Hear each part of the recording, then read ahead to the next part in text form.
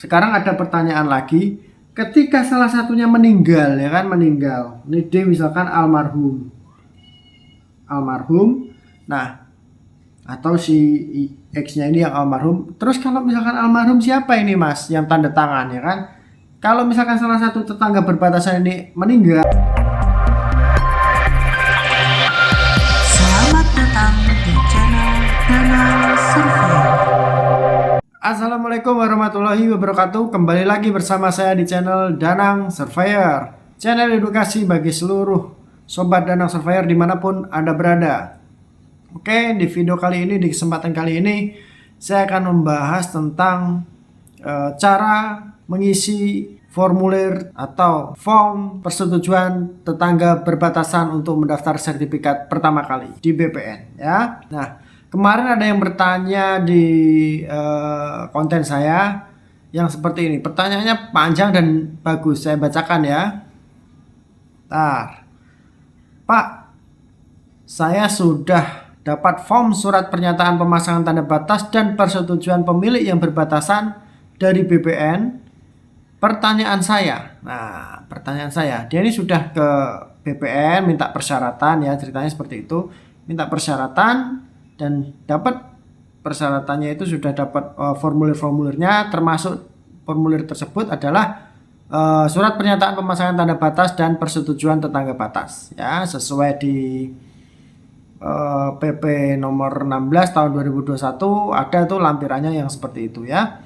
Nah, pertanyaannya, apakah form surat pernyataan ini harus dibawa dulu ke kelurahan untuk mendapat surat pengantar dari kelurahan untuk meminta izin ke masing-masing tetangga berbatasan untuk mengecek luas tanah dan patok di atas tanah keluarga saya, di atas tanah seluruh tetangga kami sudah ada rumah. Nah, tanahnya itu yang dimohon itu kelilingnya itu sudah ada rumah tetangga-tetangganya, ya, sudah full bangunan, ya. Nah, pertanyaan selanjutnya, untuk patok atau rumah yang sudah ada mengukurnya pakai apa, ya kan? Meterankah secara manual atau pakai aplikasi atau GPS? Yang mengukur siapa, pemohon sertifikat dan tetangga atau pihak lurah. Nah, selanjutnya, ya, nanti saya jawab semua, ya, tenang. Lalu jika semua kami dan tetangga sudah sepakat oke, dan semua tetangga sudah tanda tangan, apakah setiap tetangga harus melampirkan fotokopi KTP lalu baru minta tanda tangan lurah, ya kan? Yang terakhir, dia langsung tanya 4 poin, ya. Lalu untuk kolom sketsa, apakah pemohon yang menggambar sketsa atau pihak lurah? Nah, kalau pemohon gimana caranya, ya? Gimana cara menggambarnya? Nah, oke, ada 4 poin pertanyaannya yang diajukan, ya. Saya akan jawab satu persatu. Nah, ini agak panjang, jadi kita harus seruput kopinya dulu biar nggak gagal paham. Bismillahirrahmanirrahim. Alhamdulillah, seger, ya. Oke, saya akan mulai dari gimana sih bentuk formulir surat pernyataan persetujuan tetangga berbatasan itu. Nah, bagi semua sobat dan seperti yang belum tahu, ya, ini nih bentuknya seperti ini. Oke, inilah contoh, ya, salah satu contoh surat pernyataan pemasangan tanda batas dan persetujuan pemilik berbatasan, ya. Di sini ada nama pemohon, ya, nama pemohon diisi saja pakai pulpen atau pakai mesin ketik yang tek itu, ya kan, manual yang kayak gitu boleh, lebih bagus, ya kan. Yang penting jangan pakai pensil, ya, nanti hilang nanti, ya, tulisannya. Itu nik dilengkapi, ya, sesuai KTP. Dan itu ada luas, diisi luas kurang lebih saja, ya, nggak usah bingung-bingung, ya. Kira-kira misalkan tanahnya 12 kali 10, ya, 120 kayak gitu aja, ya. Nah, Bapak Ibu misalkan punya SPPT BBB yang luas kurang lebihnya seluasan tanah yang dikuasai, ya, tulis saja sesuai SPPT PBB itu, ya, kurang lebih segitu, ya. Di sini dibaca itu, ya, poin-poinnya bahwa sudah terpasang patok yang berbatasan dan patok sudah terpasang dan tidak ada komplain atau tidak ada masalah dengan tetangga, ya, intinya seperti itu. Dibaca semua. Apabila luasnya kurang, ya, sesuai, pokoknya sesuai petugas ukur datang ke situ itu sesuai pemasangan patok yang dipasang pemohon ya.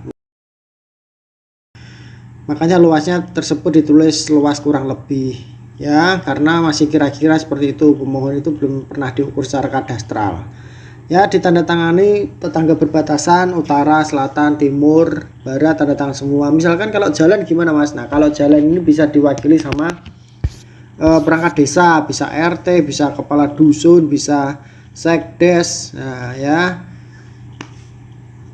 gampang saja ya, bisa kasih pemerintahan. Nah seperti itu. Nah sekarang masuk ke sket lokasi. Nah ini banyak yang bingung, sket lokasi itu gimana sih Mas cara membuatnya ya kan. Saya masih bingung. Sket lokasi nggak usah dibikin bingung, yang penting nama-nama perbatasannya diisi, ditulis, dikasih arah utara biar nggak bingung nanti ya tanahnya itu menghadap kemana ya. Cara menentukan arah utara ya kalau bingung pakai kompas bisa, kalau nggak bisa pakai kompas, pakai misalkan Bapak Ibu pas pagi-pagi matahari terbit. Nah matahari terbit itu timur, nah timur nanti searah jarum jam, habis timur selatan, terus barat. Nah barat pas enak sekali, nanti barat itu pas orang menghadap ke kiblat itu pas barat. Nah searah jarum jam lagi ke kanan itu utara ya. Oke, nggak usah bingung-bingung, ditulis saja semua tetangga berbatasan. Misalkan tetangga berbatasannya 2 ya diisi dua orang berarti ya, nggak usah bingung. Kalau 3 ya 3 orang ya, pastikan patoknya terpasang dan ditulis semua tetangganya ya. Nah itu tadi ya, itu tadi penjelasan singkat dari saya mengenai gimana sih bentuk formulir itu, persetujuan tetangga berbatasan itu, dan gimana cara mengisinya. Ternyata simpel banget ya, mudah banget ya kan. Teman-teman nggak usah bingung, aku ribet mau daftar sertifikat, saya mending titip si A untuk mendaftarkan. Jangan sembarang menitip, lebih baik kalau misalkan sibuk itu nitip ke saudara sendiri atau yang dipercaya, betul-betul dipercaya. Ada yang kemarin ada yang bertanya di kolom komentar, Bang saya nitip sama si A ternyata sudah bertahun-tahun nggak jadi-jadi. Nah itu yang repot ya kan. Ini orangnya nggak beres ya kan, nggak beres ya kan, nggak beres yang yang diberi kuasa itu yang nggak beres ya kan. Itu yang mengapa saya membuat channel yang seperti ini, biar semua sobat Danau Surveyor itu paham dan mendaftar sendiri ya kan gitu. Mengisi formulirnya gampang saja ya kan. Nah misalkan Bapak Ibu sudah dapat form ya kan, formulir semua itu diisi semuanya, tanda tangani di atas materai. Nah untuk formulir tetangga berbatasannya itu misalkan bingung, takut mau masang patoknya ya kan, ajak itu undang tetangga berbatasannya untuk ke rumah, ajak perangkat dari kelurahan ya, ajak Pak Lurah ya kan, biar menyaksikan ketika ada cekcok sedikit bisa langsung menengahi ya kan. Kalau apalagi kalau sudah ada full bangunan gitu sudah enak ya kan, nggak usah repot-repot lagi pas temboknya situ ya kan, tembok pagar ya kan, disitulah batasnya mungkin ya kan. Nah kesepakatan itu penting, jadi setiap tetangga itu harus diundang untuk tanda tangan di berita acara formulir pemasangan tanda batas tadi ya kan. Itu penting ya kan, supaya tidak ada masalah di kemudian hari ya kan, tidak ada gugatan. Kemarin ngukur nggak undang-undang saya. Nah untuk permohonannya biasanya kan bingung tuh Bapak Ibu, luas yang saya tulis di formulir itu berapa kurang lebih ya kan. Kurang lebih misalkan bingung ya suruh perangkatnya. Biasanya di salah satu desa itu ada perangkat yang ngukur manual pakai meteran untuk mendaftarkan ke BPN ya kan, untuk si membantu pemohon itu luas tanahnya kira-kira segini ya kan.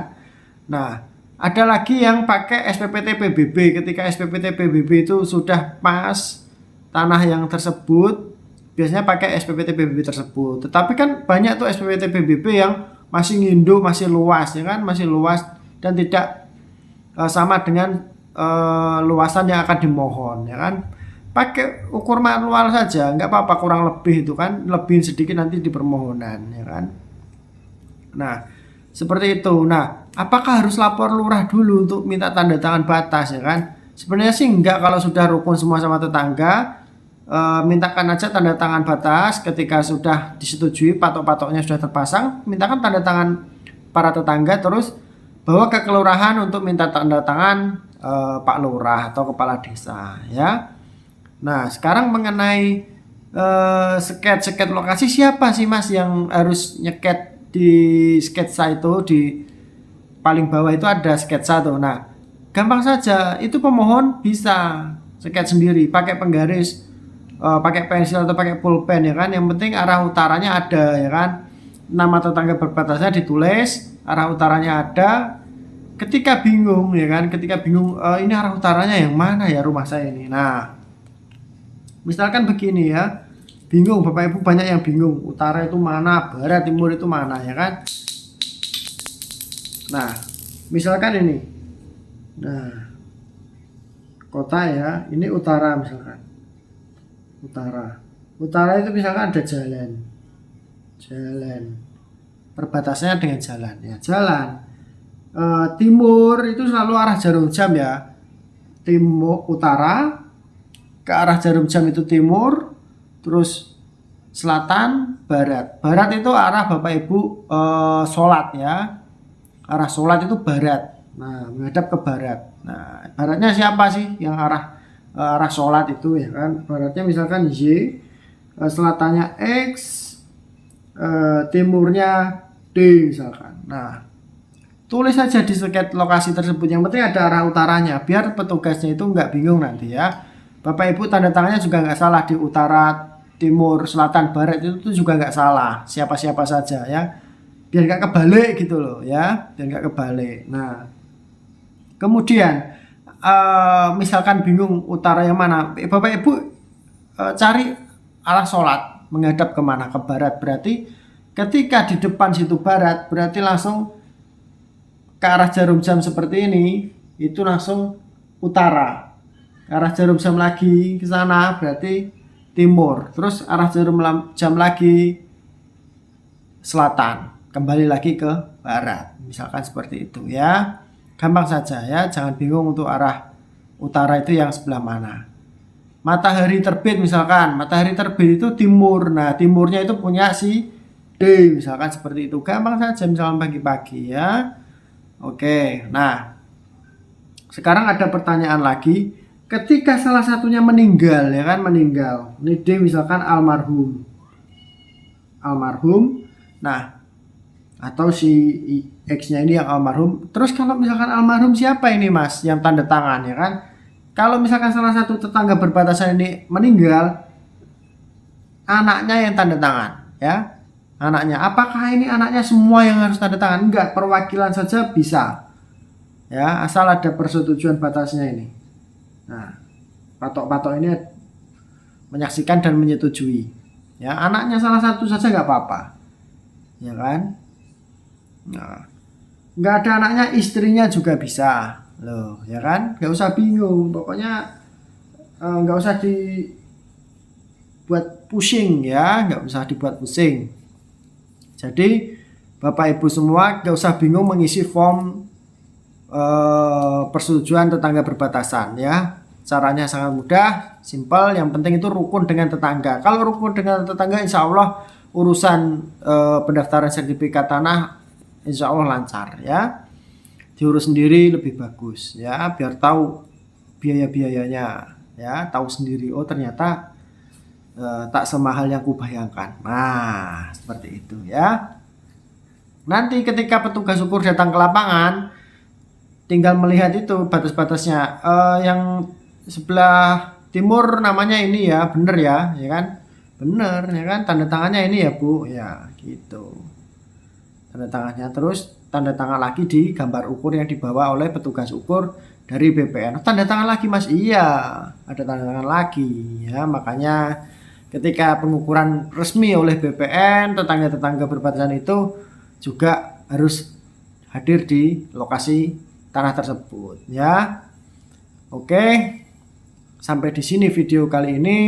Semoga apa yang saya jelaskan mudah dipahami dengan bahasa-bahasa yang sederhana. Wes pokoknya ora usah bingung ya, ora usah bingung. Ketika ada yang kurang paham, boleh tanya di kolom komentar, nggak usah malu ya kan, kita sharing-sharing saja, kita nambah seduluran, kita nambah saudara, kita nambah pertemanan ya. Semua sahabat Danau Surveyor, ketika belum subscribe ya, jangan lupa klik tombol subscribe. Yang sudah subscribe, saya doakan lancar rezeki, sehat selalu. Yang belum punya tanah, semoga cepat diberikan rezeki yang berlimpah dan bisa membeli tanah untuk dibangun rumah, ditempati bersama anak istri ya.